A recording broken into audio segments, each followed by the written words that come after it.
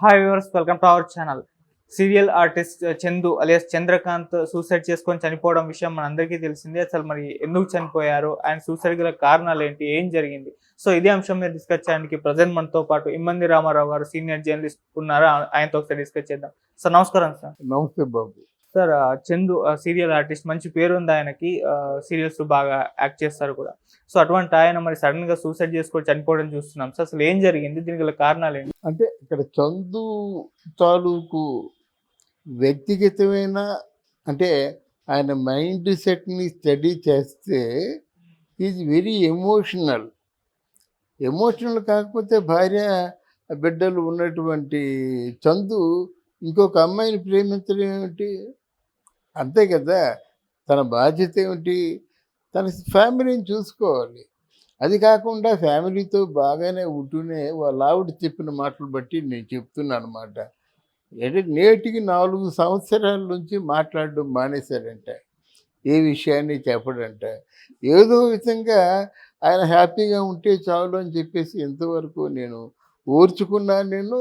మళ్ళీ మధ్యలో ఎందుకు నాకు భగవంతుడు ఇంత శిక్ష వేశాడని వాళ్ళ ఆవిడ చెప్పి, ఇక పవిత్ర అంటే పవిత్ర అసలు భర్త ఉన్నారు. ఆ భర్తను వదిలేసి ఈ చందుతో తిరగడం మొదలుపెట్టింది. ఆ పేరు వచ్చింది. కార్తీక దీపం, వినయని ఇట్లాంటి సీరియల్స్లో చేసి బాగా పేరు వచ్చింది. ఇక్కడ సీరియల్లో ఉండేది ఏమిటంటే మిగతా సినిమాల్లో కాదు, సీరియల్లో ఎక్కువ అటాచ్మెంట్ ఉంటుంది. అందుకే రోజు కలుసుకోవాలి, రోజు కలిసే ఉండాలి. పోనీ ఏదో 3 నెలల్లో ఇది అయిపోతుంది అనుకోవడానికి అవకాశం లేదు. రోజుల తరబడి, సంవత్సరాల తరబడి ఆ సీరియల్ కొనసాగుతూనే ఉంటుంది. కలిసి నటించవలసిన అవసరం ఉంటుంది.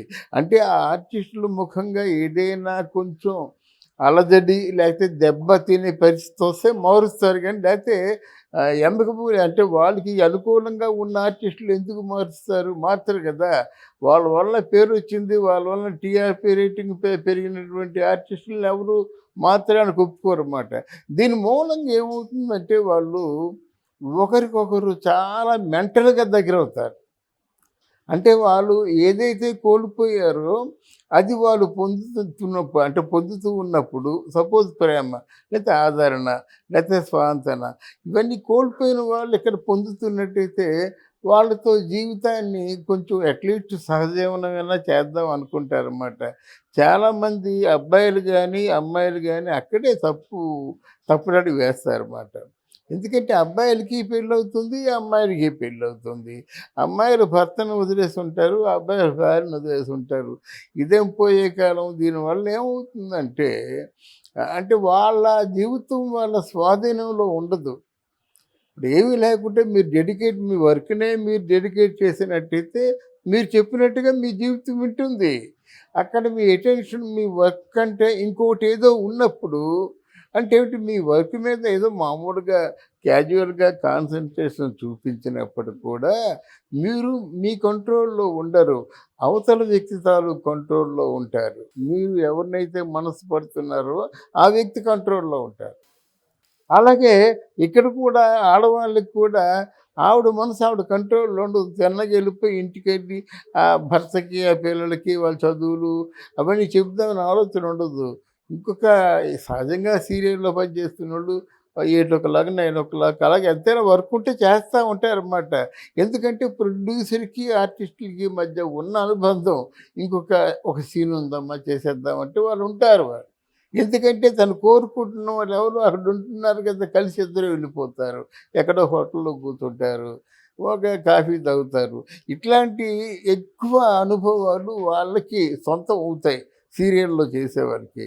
ఎప్పుడైతే ఈ పవిత్ర యాక్సిడెంట్ అయ్యి చనిపోయిందో తర్వాత ఆయన దాన్ని కంట్రోల్ చేసుకోలేకపోయాడు. అంటే వేర్ దెర్ ఈజ్ నో పవిత్ర, ఇంకా నా లైఫ్ ఎందుకు అనుకున్నాడే కానీ తను 3 ముళ్ళు వేసి పెళ్లి చేసుకున్నటువంటి ఒక వ్యక్తి ఉంటుందనేటువంటి ఆలోచన లేదు.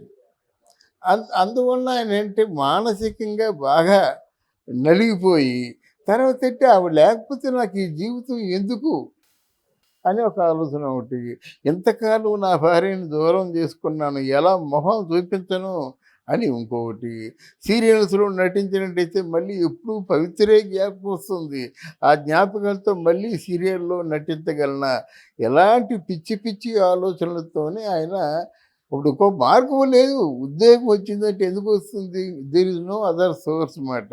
ఏంటి నీ చనిపోయిన తర్వాత ఏమవుతుందో నాకు అనవసరం, బ్రతుకుంటుండగా అనుక్షణం చావడం ఎందుకు, ఒకేసారి చచ్చిపోదాం అనే ఆలోచనతో ఆయన ఆ విధంగా జీవితం జీవితం మీద ఎదురు తిరిగి ఆ జీవితాన్ని, తన జీవితాన్ని తానే చాలించుకున్నాడు మాట. ఇది చాలామందికి వాళ్ళ అనుకూలంగా ఉన్నటువంటి విషయం. ఎక్కడ ఎక్కడ చూసినప్పుడు కూడా ఆత్మహత్యలు, వాళ్ళు ఉరి వేసుకోవడం, ఏదో ఒకటి రావడం, వాళ్ళ జీవితాన్ని ఇంకా కొనసాగించకుండా అక్కడితో కండెమ్ చేయడం మాట. ఇది మరి ఎంతమంది సైకాలజిస్టులు చెప్తున్నా, ఎంతమంది ఉన్నా సరే, ముఖ్యంగా ఎందుకు వస్తుందంటే ఉమ్మడి కుటుంబానికి దూరం అయిపోవడం వల్ల ఇది వస్తుంది. మనం చెప్పేవాళ్ళు ఎవరు లేరు, మనకి స్వాతంత్రం చేకూర్చే వాళ్ళు కూడా ఎవరు లేరు అన్నమాట. అదే ఉమ్మడి కుటుంబాలు ఉంటే తాతమ్మ, తాతయ్య, బామ్మ, వీళ్ళందరూ ఏంటంటే కొండంత ఆశను చూపిస్తారన్నమాట. మీ తాత అలాగరా, మీ నాన్న అలాగరా, అంత పేరు తెచ్చుకున్నారా, నువ్వు అంత పేరు తెచ్చుకోవాలరా, బాబు ఆడపిల్లలతో మాట్లాడిన ఎంతవరకు అంతవరకే, ఇవన్నీ చెప్తారు పెద్దవాళ్ళు. ఇప్పుడు అలా చెప్పేవాళ్ళు లేరు. వాళ్ళు ఇష్టారాజ్యంగా ఉంటున్నారు కనుక ఇటువంటి మనం అనూహ్యమైనటువంటి సంఘటనలు జరుగుతున్నాయి. ఎవరైనా ఇక ముందైనా సరే వాళ్ళ జీవితాన్ని వారే చక్కదిద్దుకోవాలంటే అలాంటి పరిస్థితులు వచ్చాయి. వాళ్ళ జీవితాన్ని త్యాగం చేద్దామంటే ఎవరికి కావాలి ఆ త్యాగం?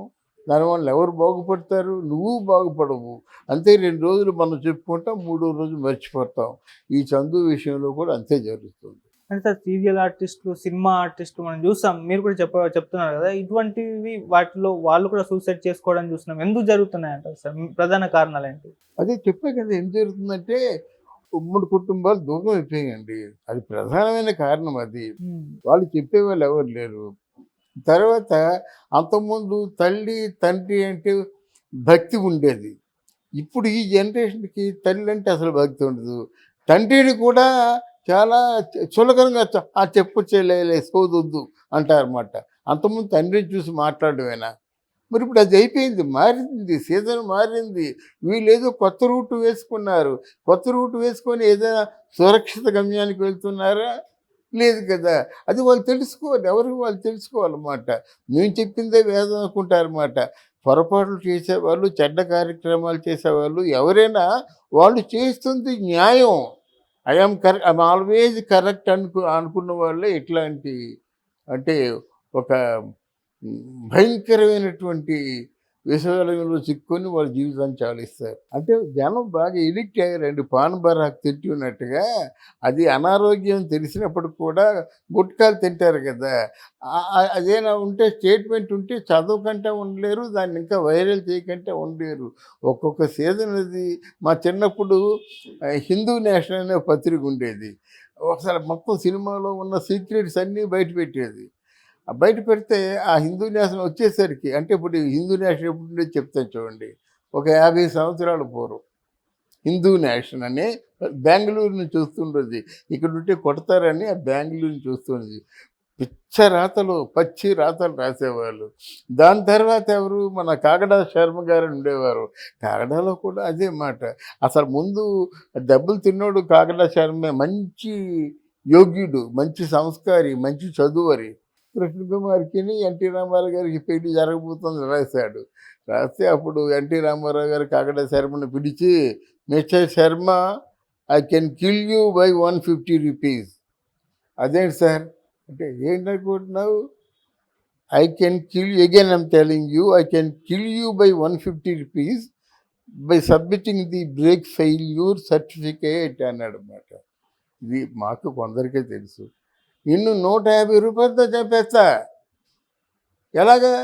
ఒక బ్రేక్ ఫెయిల్ అయిందనే సర్టిఫికేట్ సబ్మిట్ చేసి చంపేస్తా. Mind it. జాగ్రత్తగా ఉండు. Okay, thank you so much. Thank you అమ్మా.